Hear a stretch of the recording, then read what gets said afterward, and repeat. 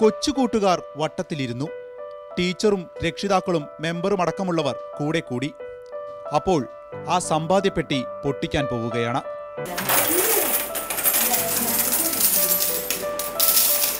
ഒരു വർഷം കുഞ്ഞു മനസ്സുകൾ ഒരുക്കൂട്ടിയ ചില്ലറത്തുട്ടുകൾ മഴ പോലെ നിലത്തേക്ക് ചാടി. കുട്ടികളോളം സന്തോഷം രക്ഷിതാക്കൾക്കുമുണ്ടായി. 1ാം ക്ലാസ്സിലേക്കുള്ള ബാഗും കുടയുമെല്ലാം വാങ്ങാൻ ഈ തുട്ടുകളും നോട്ടുകളും ധാരാളം.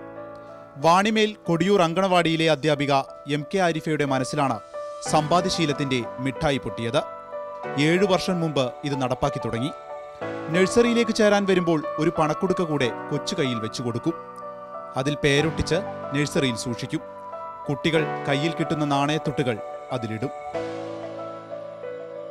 ഫസ്റ്റ് വരുന്ന കുട്ടികൾക്ക് അംഗൻവാടി വരാനുള്ള ഒരു തിടുക്കം എന്നുള്ള നിലക്കാണ് ഒരു കോക്കൊടുക്ക പദ്ധതി ആദ്യം ആരംഭിച്ചത്. പിന്നെ അത് 2 വർഷം കഴിഞ്ഞേരോ രക്ഷിതാക്കൾ പറഞ്ഞ് ഇങ്ങനെ സ്കൂളിലേക്ക് പോകുമ്പോൾ നമുക്ക് വലിയൊരു സഹായം അതുകൊണ്ട് തുടർന്ന് കൊണ്ടുപോകണമെന്ന് പറഞ്ഞുകൊണ്ട് ഇപ്പോൾ 7ാമത്തെ വർഷമായി.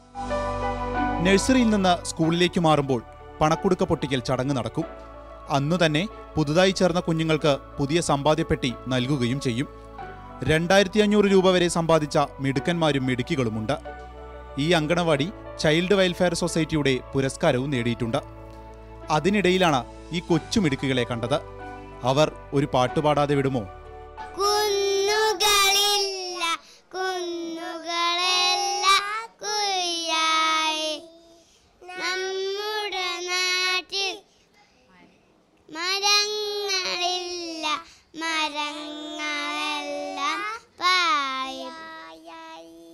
ക്യാമറമാൻ ജിതേഷിനൊപ്പം വിപിൻ സി വിജയൻ, മാതൃഭൂമി ന്യൂസ്, വടകര.